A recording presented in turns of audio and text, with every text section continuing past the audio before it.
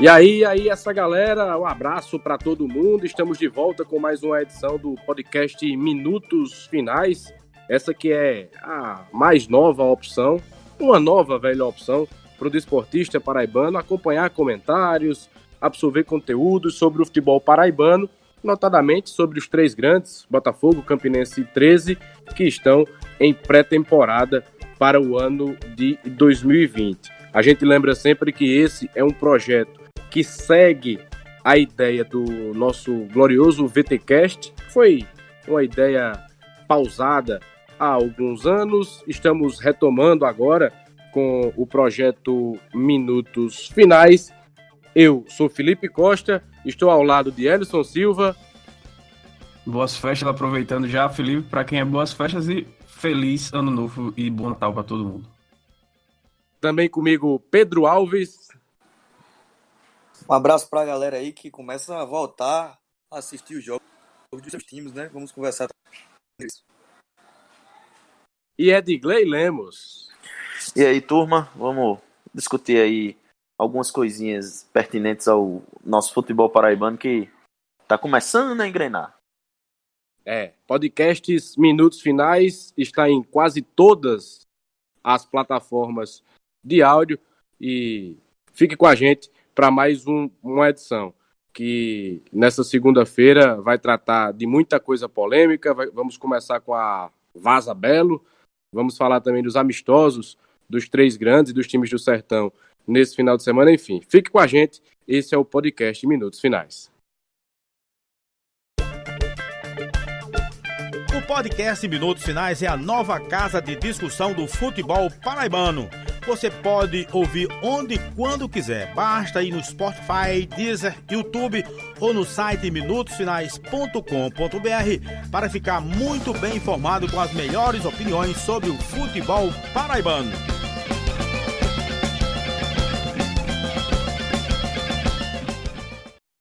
Bacana, de volta, sempre com a vinhetinha do Razamate, nossos parceiros da banda Razamate, um abraço para eles. Estamos de volta com o podcast Minutos Finais e o primeiro tema, a primeira pauta do programa dessa semana, semana natalina, de festejos, já de clima de 2020, de ano novo, é a Vaza Belo, ou The Intercept PB, como queiram os ouvintes do podcast Minutos Finais, uma matéria apurada pelo jornalista Pedro Alves e também pelo colega Cisco Nobre da Rede Paraíba de Comunicação, que conseguiu ter acesso a um grupo de WhatsApp onde a cúpula botafoguense, o presidente do Botafogo Futebol Clube, Sérgio Meira, vários sócios do clube e o ex-manda-chuva da Maravilha do Contorno, o empresário Breno Moraes, trocaram farpas,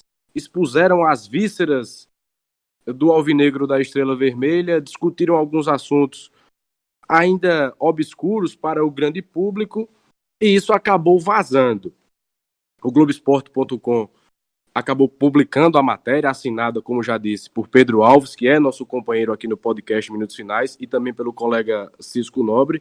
E ninguém melhor do que Pedro para tentar esmiuçar o que foi que aconteceu na última quinta-feira, dia 20 de dezembro, em que o Botafogo parece que teve sua crise política, sua crise, não sei se podemos chamar administrativa, exposta de uma maneira tão comum hoje em dia, né? O WhatsApp acaba relacionamentos, serve para difusão de fake news, enfim, é uma verdadeira máquina incontrolável de difusão de informação e acabou tornando pública essa crise, essa situação interna e política do Botafogo Futebol Clube.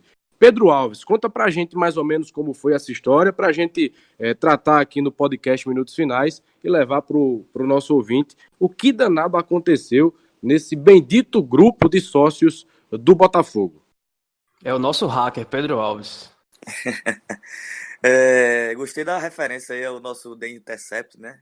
Claro que não é nada tão próximo nem da competência deles, nem da importância, da relevância nacional que todo o trabalho do Intercept faz, mas enfim, são nossas referências, então é importante sempre ser lembrado nesse sentido. Mas você já resumiu muito bem, Felipe, o que é que aconteceu. No grupo de sócios, acabaram colocando o atual presidente, Sérgio Meira, e também o Breno Moraes, que, enfim, era o homem forte do futebol do Botafogo, vinha sendo até o ano passado, foi banido do futebol, está banido neste momento, mas é um cara que ainda detém muito poder, muita influência, sobretudo no departamento de futebol, e essa rixa, digamos assim, não é de hoje, né? O Sérgio Meira, o presidente Sérgio Meira, há algum tempo vem querendo se afastar do Breno Moraes, da influência do Breno Moraes, sobretudo na parte administrativa, e isso já vinha incomodando o Breno há muito tempo. Então, o que aconteceu, que a gente acabou recebendo, desse grupo de sócios, recebemos os prints e o que aconteceu, né?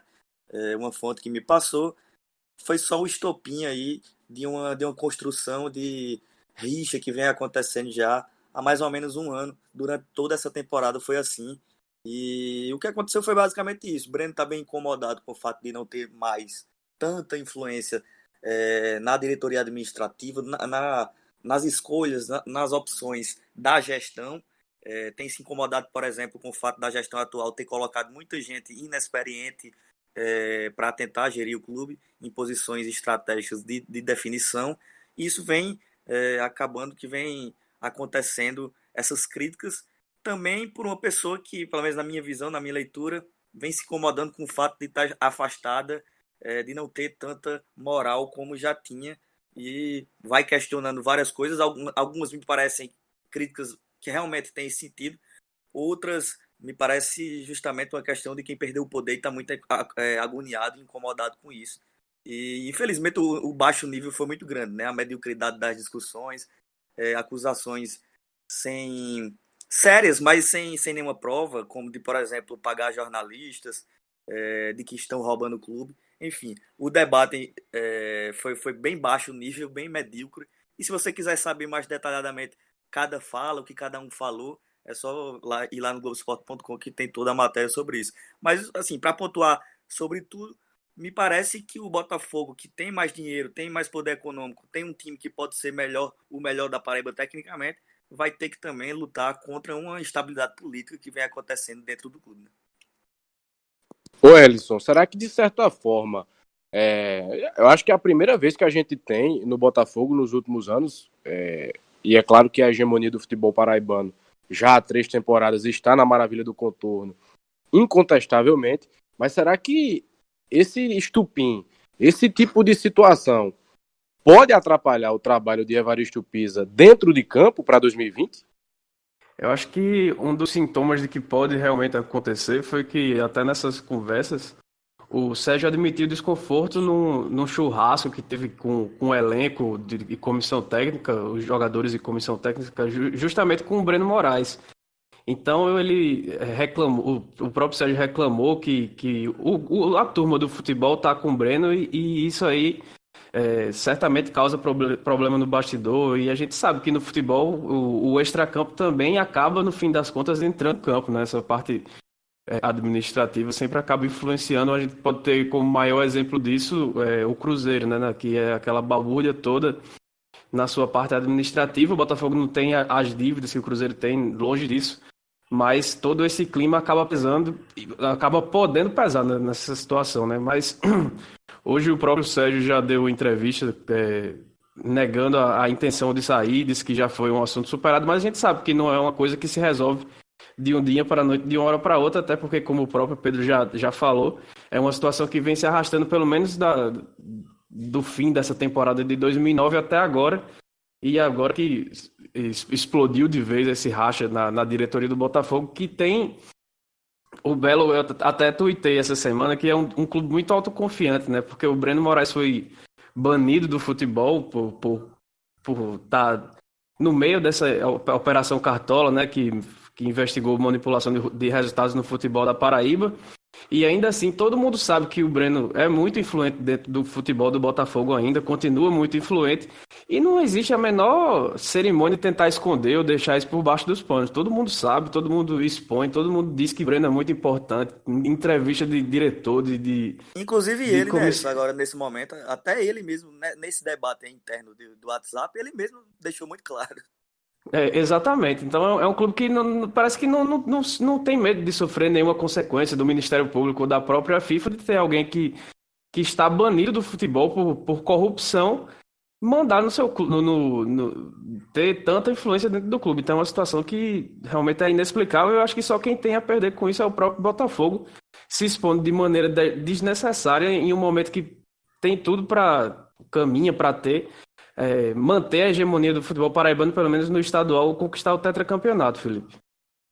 Ô Felipe, e Pedro talvez até tenha mais bagagem, né, do que eu para falar, mas essa estabilidade, né, no caso a manutenção de uma condição mais normal da diretoria do Botafogo é de certa forma novidade, né, de 2012, 2013 para cá, porque antes o que se tinha na verdade era um político grande entre dois grupos, um inclusive do próprio Breno, né, Pedro? Você talvez até possa falar com mais propriedade.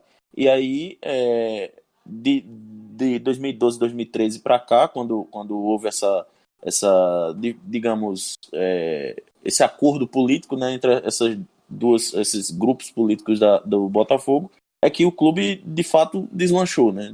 E foi campeão campeão paraibano, campeão da Série D e está na Série C. E já que o Ellison... Pois não. O grupo que é comandado por Breno Moraes, depois eu vou tirar 2013 e 2014 porque a gestão do Nelson Lira, e eu não tenho como dizer que Nelson Lira é do grupo de Breno, embora tenha havido naquela época uma grande união, né? Mas isso, exatamente. Era isso que eu me referia, que haviam dois grupos, eu não estava lembrado exatamente quem era o presidente isso. Na época. Mas havia um racha, digamos, dá pra gente afirmar isso, que havia um racha entre o grupo de Nelson e o grupo de Breno, não é isso? Isso. Mas aí, a partir de 2015, 2014 houve a união, como eu falei, 2013 e 2014, e 2015 volta de novo a gestão a ser do grupo de Breno Moraes, que é esse grupo atual, que o Sérgio Meira era desse grupo, mas depois do que aconteceu com a Operação Cartola, meio que o núcleo duro de Breno Moraes, do seu grupo, mais próximo assim das coisas práticas do clube, acabou sendo dizimado, pelo menos até o momento, né? Todos não, mas alguns foram banidos de futebol, como é o caso do Breno, outros foram afastados do clube, não podem voltar nesse momento, respondem um processo criminal na esfera comum, na justiça comum, alguns foram suspensos na esfera futebolística, né? Pelo STJD, e o Sérgio Meira era desse grupo, mas acabou sendo alçado à presidência porque foi um dos poucos que sobrou, já que não tinha tanto protagonismo no grupo de Breno, era só o vice-presidente financeiro na época, e ele, a partir do momento que foi alçado, meio que na necessidade do clube, ele quis fazer a gestão mais à sua maneira, e isso acabou incomodando um pouco o Breno Moraes e o grupo, enfim, algumas pessoas que rondam e orbitam o Breno. E sobre o que o Ellison falou, só para situar um pouco, uma coisa que incomodou mesmo nesse moído que a gente viu nos últimos dias, foi justamente esse churrasco que teve com o Breno Moraes e todos os jogadores, né? Lembrando que o Breno era um cara muito forte do futebol, que fazia as equipes, que montava os times, e ele, nessa semana passada, acabou fazendo um churrasco com os jogadores do elenco atual, o que mostra que ele ainda tem muita influência sobre o departamento de futebol e respeito, né, dos atletas, e isso incomodou muito pessoalmente Sérgio Meira, que viu que ele realmente tem muito poder e influência sobre o grupo, né? E inclusive um dos prints que estão rolando por aí, né, e que você até colocou na matéria, ele relata que inclusive participou de negociação de alguns jogadores, né? Como o caso de Rodrigo Andrade, entre outros. Perfeito, exatamente. Como mostra que ele ainda está operando assim no sentido de montagem também, né? O que é grave se levarmos em consideração as punições, né? As punições que ele recebeu. As medidas cautelares impostas a pessoa física do Breno Moraes, que não apenas na esfera administrativa, né, que é o caso do STJD, mas na esfera criminal mesmo e civil, pelo TJ aqui da Paraíba, né?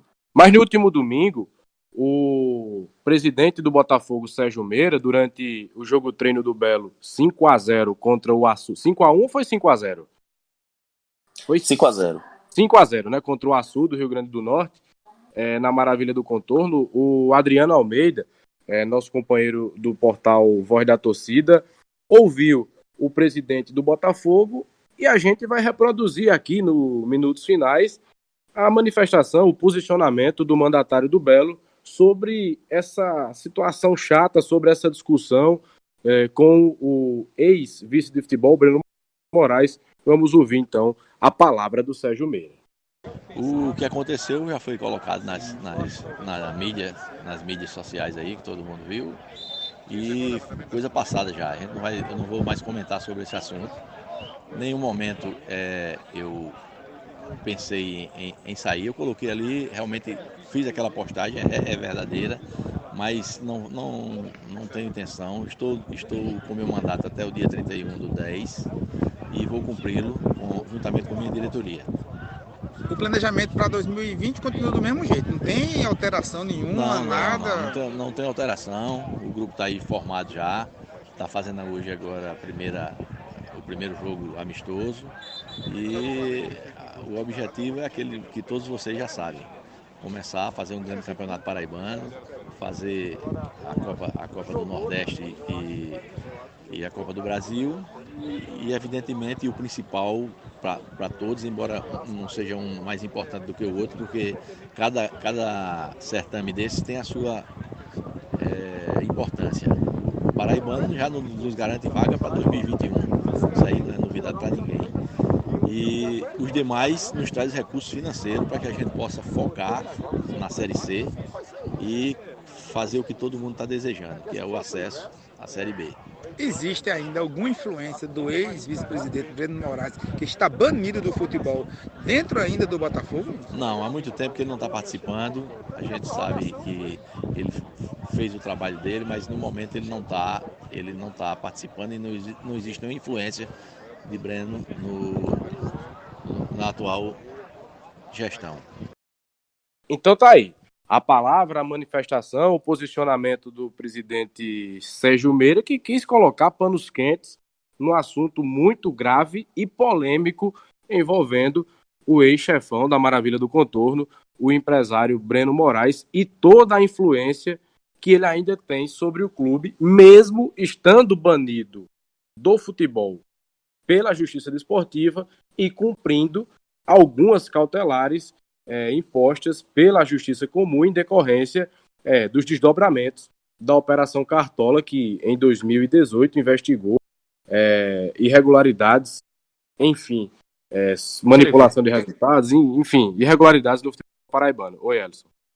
Só para situar também que nessa entrevista do Sérgio de colocar panos quentes, ele ao menos confirma a veracidade das mensagens, né? Ele diz que o que ele disse realmente aconteceu, porque tem muito torcedor que é meio bobão, que acha que qualquer coisa que você posta é para prejudicar o clube dele, não sei o quê, mas o próprio Sérgio admite que as conversas existiram, apesar de não querer mais polemizar nem entrar mais nesse assunto. Exatamente, muito bem pontuado. As mensagens existiram, a discussão aconteceu, o assunto veio à tona, a imprensa repercutiu e nós, aqui no podcast Minutos Finais, estamos repercutindo esse moído, essa delicada situação envolvendo a política e a administração do Botafogo Futebol. O quanto isso pode atrapalhar o andamento da preparação do time de Evaristo Pinto e até vir a atrapalhar depois, já com a temporada em andamento, o Botafogo, é o que a gente vai ver. Eu imagino, pelo pouco que conheço do temperamento de Breno Moraes, que é muito parecido com outros figurões do futebol paraibano, eu imagino que isso é o começo de uma coisa de uma briga que se tornou pública, que ainda vai se arrastar por algum tempo. E os resultados do time em campo podem dar o tom. Se essa briga vai aumentar, vai diminuir, vai se tornar ainda mais pública ou vai ficar mais abafada nos panos quentes que o presidente Sérgio Meira vai querer colocar. Então, partindo para a segunda pauta do programa, ou para a segunda parte dessa edição do podcast em Minutos Finais, vamos falar dos amistosos dos times paraibanos nesse final de semana. Quem entrou em campo primeiro foi o Campinense no sábado pela manhã, jogo às 9 horas na Arena América, em Parnamirim, na Grande Natal, capital do Rio Grande do Norte. O Campinense acabou perdendo por 2-1 para o time rubro natalense. Eu pude acompanhar a partida que foi transmitida pela TV Mecão, é a assessoria de comunicação do América, que faz um bom trabalho nesse sentido. Consegui assistir o jogo todo, a imagem boa, até com replay de alguns lances, enfim. Tá de parabéns o pessoal que nos permitiu acompanhar mais essa movimentação do Campinense em seu terceiro teste de pré-temporada. No primeiro jogo treino, contra uma equipe amadora, o Náutico do Retiro, lá de Lagoa Seca, o Campinense perdeu por 1-0. Na terça-feira, dia 17, o Campinense acabou perdendo nos pênaltis para o 13, empatou em 0-0 no tempo normal, perdeu nos pênaltis por 6-5 em seu primeiro amistoso de fato, e nesse segundo desafio, nesse segundo jogo amigável, perdeu para o América por 2-1, então a Raposa segue sem vencer nessa fase de preparação. No entanto, eu pelo menos vi... Ô Felipe, só pontuando que quem perdeu o pênalti decisivo para o Campinense foi o Fábio Júnior, né? Principal contratação do clube para a temporada. Exatamente. Fábio Júnior, depois de 7 anos parado, voltou a jogar, não agradou, pelo que soube, eu não assisti o Clássico dos Maiorais da terça-feira, mas não agradou, inclusive alguns torcedores chiando e tal, com essa contratação do Fábio Júnior. Ele acabou perdendo o pênalti, ele que nunca foi um exímio cobrador de penalidade máxima. Eu lembro que na estreia do Campinense na Série B de 2009, em um jogo muito disputado contra o Duque de Caxias, ele perdeu um pênalti na estreia do Campinense na Série B, que possibilitou ao Duque, na época, crescer de produção na partida e acabou derrotando o Campinense na estreia em casa, enfim. Fábio Júnior também nunca foi de bater pênalti, não. Mas, enfim, o Campinense segue sem vencer nessa fase de preparação. Porém, um Campinense que me surpreendeu positivamente, justamente pela postura adotada pela equipe, um time que tem a cara realmente, como eu dizia, de Oliveira Canindé, taticamente bem posicionado em campo, com intensidade, propondo o jogo, muita posse de bola, principalmente na primeira metade do primeiro tempo. E aí, um dos principais gargalos, digamos assim, desse início de Campinense, desse esboço de Campinense para 2020, é justamente, eu não gosto de usar essa expressão, não, é uma expressão do tatiquês, mas quando chega no último terço do campo, aí a coisa fica defeituosa, porque os jogadores de frente, o Kaique, o Juan, não conseguem definir bem as jogadas. Mas é um time que sai muito bem com a bola, que consegue trocar passes, que consegue fazer a transição da defesa, passando pelo meio campo, até a bola chegar no ataque. Essa transição consegue ser bem feita. Quando vai para a definição da jogada, seja na opção de um cruzamento, seja numa infiltração, naquele chamado facão, numa ultrapassagem, aí os jogadores estão tendo dificuldade. Lembrando que nesse jogo contra o América, o Campinense teve 2 desfalques em relação ao Clássico dos Maiorais. O zagueiro Alex Maranhão e o ala esquerdo Matheus Silva não jogaram, estavam entregues ao departamento médico. Apesar de ser lateral esquerdo, o Canindé tem utilizado o Matheus mais como um externo na segunda linha, jogando também pelo lado canhoto. Enfim, mesmo com esses 2 desfalques, eu me surpreendi com a atuação do Campinense no primeiro tempo. Tomou um gol de bola parada, e aí, numa falha realmente de posicionamento grosseira da defesa, o cruzamento veio da esquerda, o jogador do América apareceu livre, sozinho, do lado direito, se eu não me engano, Dione, né, um jogador que se destacou realmente nesse amistoso pelo América, acabou tocando no canto direito do goleiro Adilson, que realmente não teve culpa no lance. Foi mais Felipe, falha de posicionamento da defesa. Oi. só um detalhe que pelo menos do trio de ferro, né, que jogou esse fim de semana, só o Campinense teve um teste mais difícil, digamos, né? A exigência foi maior. Então, só para deixar o torcedor raposeiro mais tranquilo também nesse sentido, apesar da derrota, foi o teste mais difícil, né? O América é um time que está com um investimento interessante para a Série D, um time tradicional, e realmente não era simples vencer o jogo e tal. Então é só para dizer que a exigência do teste do Campinense, diferente do Botafogo que pegou o Açu, por exemplo, e o 13 que a gente vai falar, acabou perdendo, mas pegou o Sport Lagoa Seca. Eu acho que o Campinense teve o teste mais complicado. Exatamente, era essa observação que eu ia fazer, porque se você for analisar o perfil do elenco do América de Natal, com Daniel Costa, com Thiago Orobó, com o jogador, aquele centroavante que era do Náutico, rapaz, tá me falhando a memória. O Wallace Pernambucano. O Wallace Pernambucano, o César Sampaio, enfim, o Leandro no meio. O time do América é realmente um elenco que está sendo formado com o objetivo do time que é sair da famigerada Série D do Campeonato Brasileiro. Então foi um teste de muita imposição para o Campinense. Realmente foi um teste, foi um desafio, e eu acho que o Campinense conseguiu se sair bem no primeiro tempo. Logo que tomou o gol, em também uma jogada de bola parada, Kaique cabeceou, a bola acabou resvalando no zagueiro do América, entrou, o Campinense empatou o jogo, e àquela altura era justo que a partida tivesse empatado, ou até quem sabe com o Campinense na frente, pelo que apresentava as duas equipes. Agora, no segundo tempo, quando começa o mexe-mexe, e a primeira alteração do Oliveira Canindé foi colocar o Rafael Ibiapino no jogo, aí o time caiu de produção, a intensidade diminuiu, o América conseguiu manter um pouco mais de intensidade, passou a ter mais a bola, passou a mandar nas ações da partida e outra vez em uma bola parada conseguiu fazer o gol da vitória, porém nada que deixe, na minha opinião, pela impressão que tive dessa primeira vez que vi o Campinense jogar, nada que deixe o torcedor do Campinense desanimado. Pelo contrário, se você for tomar por base o investimento curto, pequeno, que está sendo feito, as dificuldades administrativas que o clube enfrentou em 2019 e que certamente vai enfrentar em 2020, esse time montado por Canindé, pelo que eu vi nesse amistoso contra o América, tem tudo para ser um time competitivo, sempre fazendo essa correlação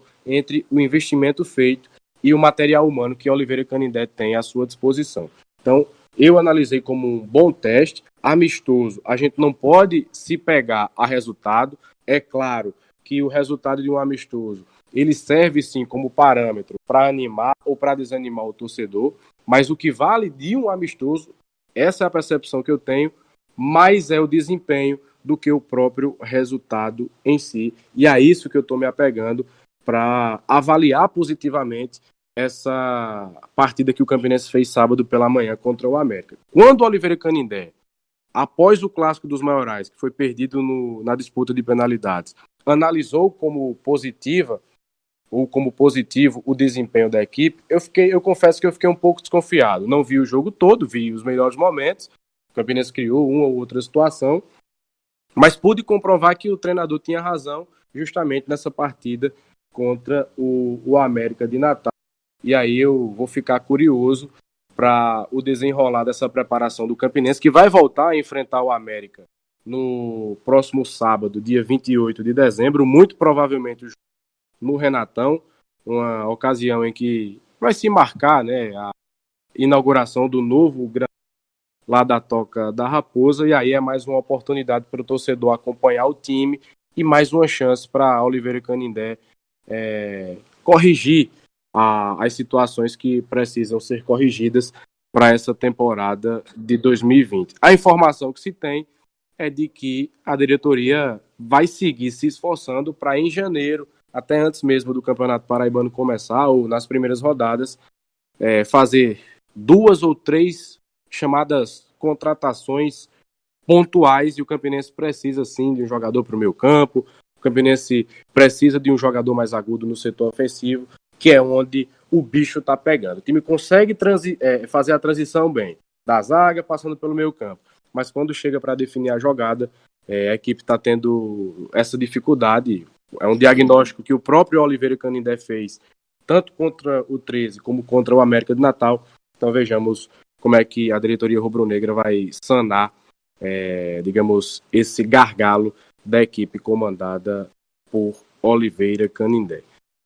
Outro time a entrar em campo no final de semana, dos 3 grandes, foi o Botafogo Futebol Clube. A gente já citou aqui o Botafogo na questão da Vaza Belo, mas falando sobre campo e bola, o time de Evaristo Pisa goleou o Açu em um jogo-treino por 5-0 na Maravilha do Contorno. Elson Silva, que esteve conversando com o Adriano Almeida, pode falar um pouco mais sobre essa movimentação do Belo, Elson. Acho que a gente pode ouvir o Adriano primeiro, aí depois eu complemento aqui com o que me foi passado e as conclusões que dá para tirar sem ter visto muito de perto o jogo. Bacana, então vamos ouvir o que é que o companheiro Adriano Almeida vislumbrou, o que é que ele viu, o que é que ele observou de Botafogo 5, Açu 0. O amistoso do Botafogo hoje contra o Açu foi de muita intensidade, tanto no primeiro como no segundo tempo. O primeiro tempo, a equipe do Botafogo entrou com a equipe jogando mais centralizada, cadenciando as jogadas, saindo em jogos pelo meio, com o Juninho substituindo, fazendo a função que fazia o Clayton. O Rodrigo Andrade ficou com camisa 10, chamou a responsabilidade do jogo para si, ia para frente, finalizava, criava boas opções, tanto para os dois laterais. Gostei bastante dessa formação, deixando o Rogério mais de volante, segurando os zagueiros. Na segunda etapa, 2 times diferentes, tanto do Botafogo quanto do Açu. Porém, a intensidade continuou a mesma. O Botafogo muito forte, agora com um time completamente diferente de suas características. Mais rápido, aberto, de velocidade. Com o Dico também, que fez uma partida boa. O Marcos Vinícius pedindo passagem para ser titular nessa equipe. Porém, pela fragilidade das reservas do Açu, saíram mais gols. Time mais fraco, o Botafogo com um ataque muito rápido e forte, concluiu as suas jogadas. Para o início de temporada, foi um bom amistoso, um bom teste, time de primeira divisão do futebol do Rio Grande do Norte. E acredito que nessa toada, o próprio Pisa falou que mais 3 ou 4 jogos preparatórios, o Botafogo entre da forma que ele queira. Palavras do Pisa, tem mais opções de mudar o jogo com esse elenco, diferente desse elenco desse ano 2019. Também vi isso, tem jogadores mais de característica diferente, podendo ajudar bastante as mudanças de atitude do Botafogo durante a partida.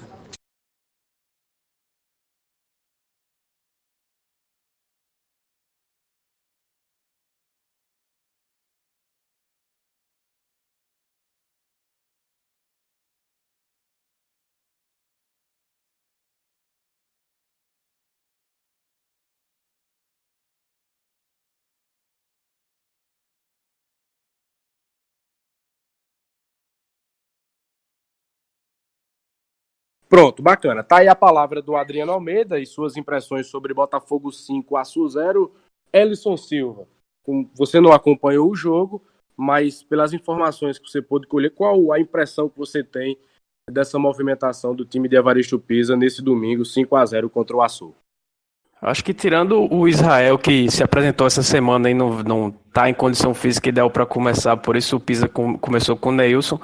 Eu acho que o time que o Pisa escalou é o que se espera para o Botafogo, pelo menos para começar a temporada de 2020, né? Que é o Saulo no gol, aí o Neilson jogou porque o Israel não pode, o Luiz Gustavo e o Fred na defesa e na lateral esquerda o Mário Sérgio. O Rogério na frente da zaga, o Juninho fazendo aquele papel de segundo volante, com o Cássio Gabriel e o Rodrigo Andrade no meio campo, Kelvin e Lohan ali na frente. Esse foi o time que começou jogando, que venceu a equipe do Açu por 1-0, um jogo de muita intensidade, teve muitas faltas, muito obrigado. O Rodrigo Andrade acabou sendo expulso no último lance do primeiro tempo, inclusive ele levou o segundo cartão amarelo por uma falta dura que ele fez no meio campo. Ele que veio para substituir o Marcos Aurélio e ser o camisa 10 da equipe do Botafogo, ao que me foi falar, teve um bom desempenho, mas acabou aí tendo esse deslize comportamental. E no segundo tempo, o Evaristo Pisa, além de ter outro time, ele testou outro esquema, né? No 4-3-3, com o... Deixa eu só pegar aqui a escalação do segundo tempo. que foi com Samuel Pires, Erivelton improvisado na lateral direita, para ver que o Israel nem para ser substituto, ele entrou só no finalzinho do segundo tempo, no lugar do Everton Heleno. Então o Erivelton jogou na lateral, Donato, Marcelo Xavier, eu acho que o Marcelo Xavier deve naturalmente assumir essa vaga de titular, não sei se no Luiz Gustavo ou no Fred na defesa, e na lateral esquerda o Enesino foi escalado. O Wellington César, Marcos Vinícius, que teve boa atuação e deve brigar pelo Juninho por essa vaga de segundo homem do meio campo. Everton Heleno, que entrou no lugar do Juninho, que se machucou no primeiro tempo como volante e no segundo tempo atuou como meia, até sair para a entrada do Israel. Dico, Mário Sérgio e Maicon Aquino formando uma trinca ali na frente, um meio campo um pouco mais combativo, né, com o Wellington César, com o Marcos Vinícius e com o Everton Heleno. Então o Evaristo Pisa já demonstra colocar em prática uma ideia que ele tinha no final da temporada passada, quando ele deu entrevista lá no Debate VT, falando que ia tentar modificar o jeito da equipe jogar, de não jogar só com a bola, de ser aquela equipe que tem mais posse de bola, que tem paciência e busca de uma equipe mais vertical. E foi desse jeito no segundo tempo que o time conseguiu fazer 4 gols, chegou aí a essa vitória elástica por 5-0, mas no segundo tempo também tem a questão de ter enfrentado o time reserva do Açu, que trocou seus 11 titulares na volta do intervalo, mas para ser um primeiro teste, para ser uma primeira experiência com o Evaristo Pisa, que só treinou essa equipe 2 ou 3 vezes, porque ele estava na CBF fazendo o curso para tirar a licença A de treinador, acho que foi uma boa demonstração. Ele saiu satisfeito, ele deu entrevista coletiva já depois lá na Maravilha do Contorno, saiu satisfeito. Então acho que o torcedor do Botafogo, pelo menos nesse primeiro momento, não precisa se preocupar com aquela questão extracampo prejudicando no desempenho da equipe dentro das 4 linhas.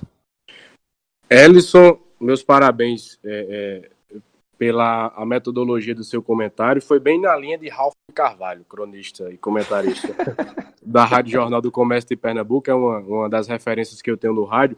E você como comentarista da Rádio Voz da Torcida Nova Correio, já tem mais esse cacuete. Eu, como tenho mais o cacuete de repórter, esqueci de fazer isso que é tão importante num comentário de uma partida, que é escalar a equipe que atuou.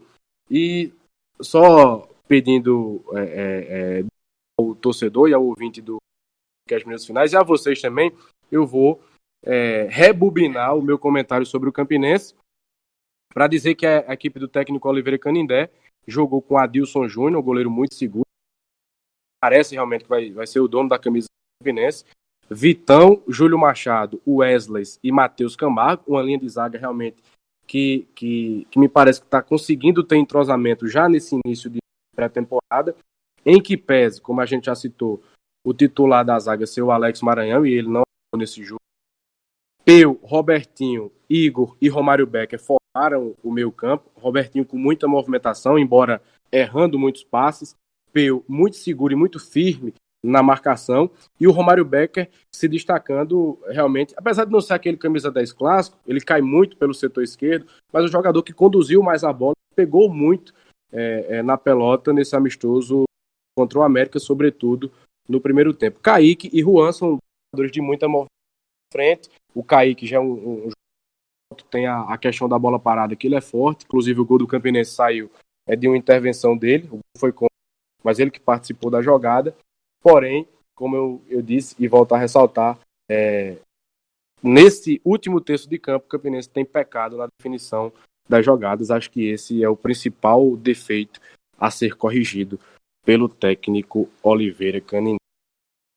Dito isso, a gente pode passar para o amistoso do 13 Futebol Clube, que foi o último a entrar em campo já no domingo, dia 22, e surpreendentemente, em pleno estádio Presidente Vargas, o Galo foi derrotado pelo Sport Lagoa Seca, que vem a ser o adversário do Campinense na estreia do Campeonato Paraibano daqui a um mês. 3-1 para o time do Sport Lagoa Seca. O 13 veio descontar aos 42 do segundo tempo de pênalti com o Gustavo. Muitos apuros da torcida trezeiana, que compareceu, logicamente, ao PV, em direção ao time e especialmente à diretoria, reclamações direcionadas ao diretor de futebol Evandro Neto e ao presidente do Galo, Walter Cavalcante Júnior. E quem esteve nessa partida foi o comentarista Leonardo Alves, da Rádio CBN de Campina Grande, que vai colaborar conosco hoje, justamente abordando as suas impressões, trazendo para ilustrar aqui no podcast Minutos Finais o que ele achou dessa partida 13-1 Sport Lagoa Seca 3. Léo.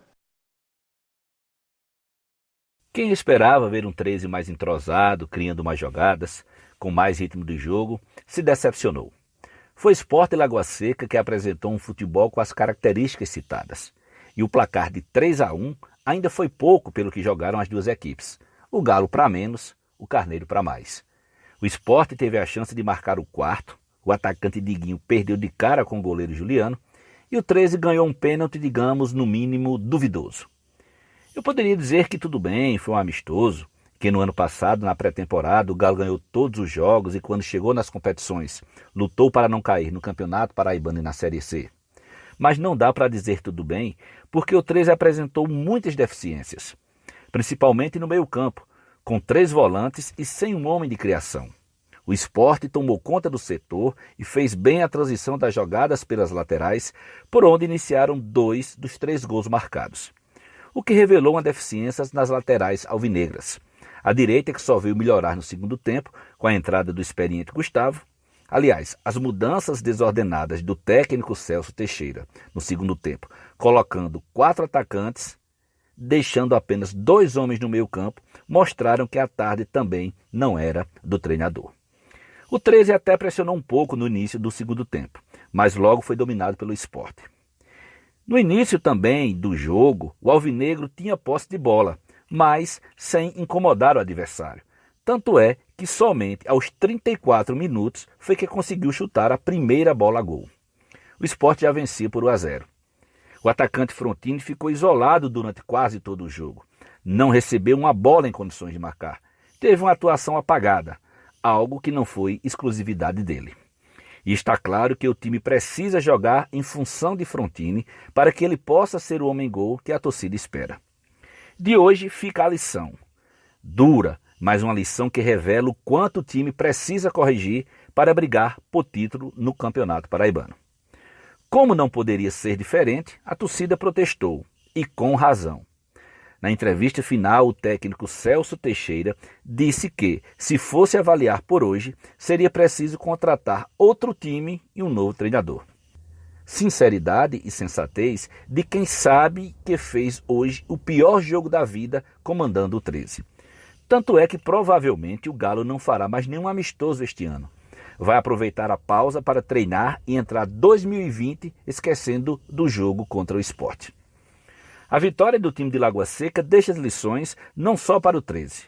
O campinense precisa ficar atento, pois vai enfrentar o Sport na estreia do Paraibano 2020. Falando em campinense, o rubro-negro ainda não conseguiu vencer nesta fase de preparação. O técnico Oliveira Candidé fala em evolução a cada partida, mas não dá para negar que a evolução é mais eficaz quando vem acompanhada de vitórias. Até para que o elenco ganhe confiança. O rubro-negro terá a última chance do ano em mais um jogo contra o América no próximo sábado. 2020 está acabando e nem 13 nem Campinense ainda passam confiança para o seu torcedor, que certamente espera um novo ano com um novo futebol. Um futebol que convença e motive o torcedor a comparecer ao estádio. É isso aí. Por hoje é só. E a gente volta a se encontrar pelos caminhos do esporte. Um grande abraço. Pronto, bacana. Essa foi a impressão que o Leonardo Alves teve de 13-1 Sport Lagoa Seca 3. A gente agradece a colaboração do Léo, professor de jornalismo da Universidade Estadual da Paraíba. Tive o prazer de ter sido seu aluno hoje. Sou colega de trabalho e amigo pessoal, então um abraço para ele, que colaborou conosco. Nessa derrota do 13, Elison Silva, e você tá com a escalação do Galo aberta aí, que danado aconteceu com o time de Celso Teixeira, hein? Foi quase a mesma escalação que enfrentou o Campinense, né, no meio de semana. Eu acho que a alteração mais visível é no gol, que foi com o Juliano, que entrou no lugar do Jefferson, Edson, Breno Calixto, Nilson Júnior e Gilmar, Robson, Dedé, Patrick Mota, Guilherme, Jefferson, Calixto e Frontini. Agora, eu acho que a torcida realmente deve se preocupar. É um time que vai disputar o Campeonato Paraibano que a gente não espera que esteja brigando na parte de cima da tabela, o caso do Sport Lagoa Seca, que tá no grupo A, né, no grupo do 13, do Botafogo e tudo mais. E o 13 que já decepcionou bastante no Paraibano dessa temporada, brigando até contra o rebaixamento até a última rodada. Depois de não ter tido um desempenho bom, apesar de ter vencido o Clássico dos Maiorais nos pênaltis, agora perde para um rival de grupo e um rival que deve ter um nível técnico bem abaixo, jogando na sua própria casa em um período de preparação, né, para a temporada de 2020. Agora chama já a atenção que a torcida 13ana não vai ter muita paciência com a direção, né? Com o próprio presidente e com o Ivandro Neto, que acabaram sendo os alvos da arquibancada,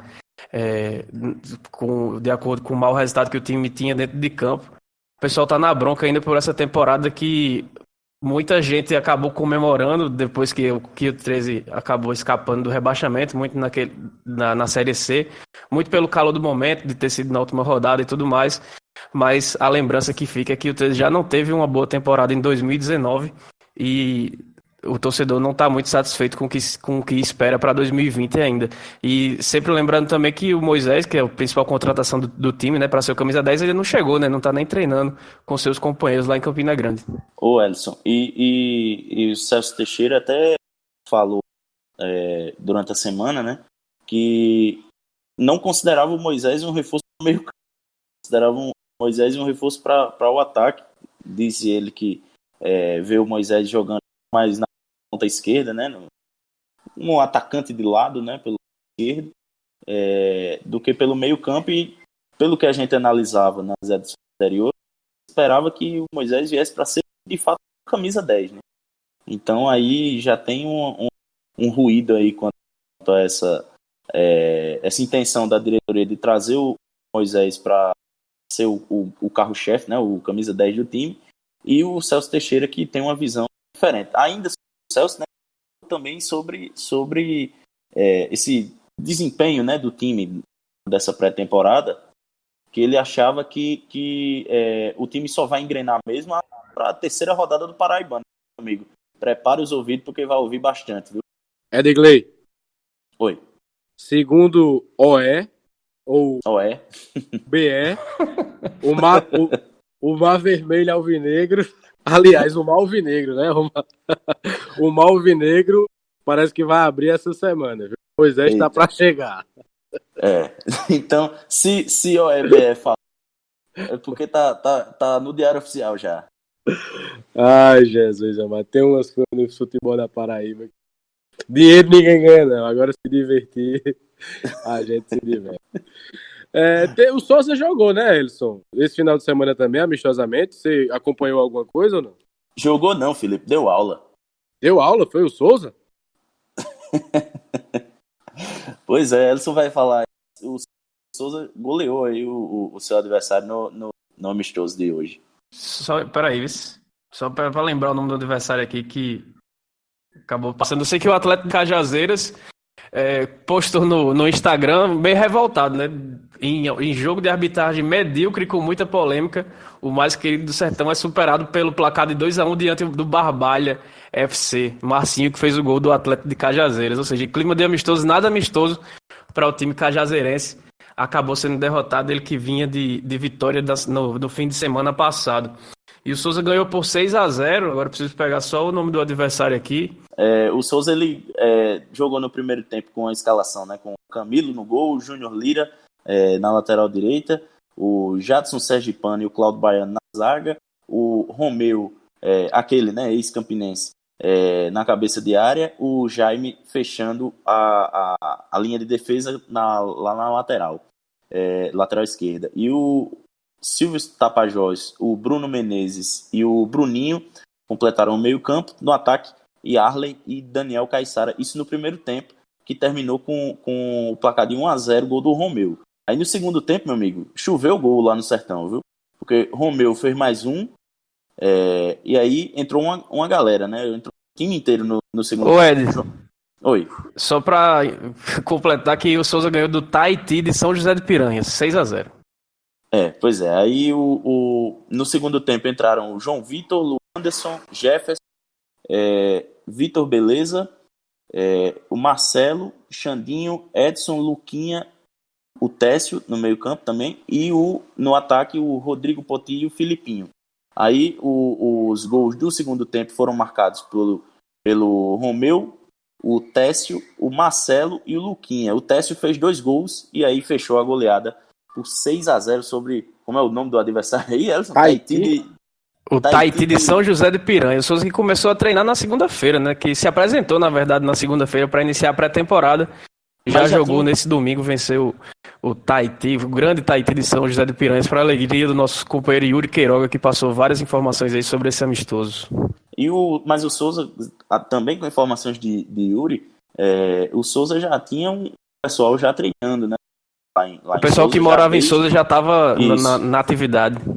Exatamente. Então, assim, até antecipa um pouquinho os trabalhos do Givanildo Salles, né? Mas a gente sabe que agora mesmo é que o trabalho efetivamente inicia, porque tem as principais contratações chegando aí e se juntando ao elenco. Bacana. Então acho que a gente deu uma passada até certo ponto superficial nos times do Sertão, mas focamos mais nos 3 grandes, Campinense, Botafogo e 13 nessa ordem de análise. A semana natalina vai seguir com muito trabalho das equipes, afinal de contas o Campeonato Paraibano começa daqui a um mês, né, dia 19 de janeiro. 13 tem mais 2 amistosos contra o Náutico, o Botafogo também tem amistoso contra o ABC, o Campinense vai encarar o América. Enfim, meio para o fim de pré-temporada, de preparação das equipes para 2020. Campeonato Paraibano e Copa do Brasil para Botafogo e Campinense, Série C para Botafogo e 13, Série D para Campinense e Atlético de Cajazeiras, Copa do Nordeste para o... Enfim, é o futebol paraibano se preparando para o ano 2020. E o ouvinte do podcast já sabe, mas vale a pena a gente repetir para o boca a boca se espalhar melhor, Elisson Silva. Como é que a gente consegue ouvir o podcast Minutos Finais nas inúmeras plataformas disponíveis na internet? Bom, a gente está em várias plataformas, estamos agora também no Google Podcast, no Apple Podcast, estamos no Deezer, no Spotify, no site também, podminutosfinais.com.br. E se a gente não tiver na que você gosta de ouvir mais seus podcasts, avisa aí que a gente pode tentar fazer um esforço para entrar em mais uma plataforma. E quem quiser seguir a gente nas redes sociais, estamos sempre postando conteúdo no Twitter e no Instagram, minutos_finais, no Facebook, no facebook.com/podminutosfinais e também no nosso site podminutosfinais.com.br, Felipe. Bacana. Essa foi mais uma edição do podcast Minutos Finais. Eu deixo o meu abraço ao ouvinte, ao torcedor, ao desportista paraibano que está acompanhando o nosso conteúdo, que está consumindo nosso conteúdo, que está escutando o nosso programa. Espalhe essa notícia, espalhe o podcast Minutos Finais para que mais pessoas tenham acesso ao nosso conteúdo. Um abraço para todo mundo e até a próxima edição. Feliz Natal! Ho, ho, ho!